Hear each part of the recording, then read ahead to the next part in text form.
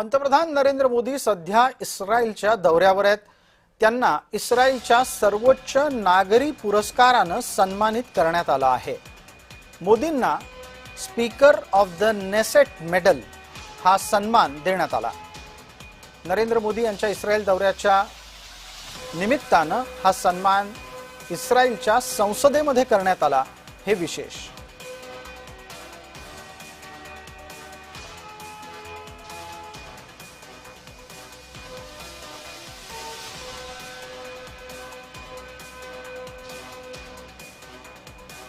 Gaza piece plan से शांति का एक रास्ता बना है।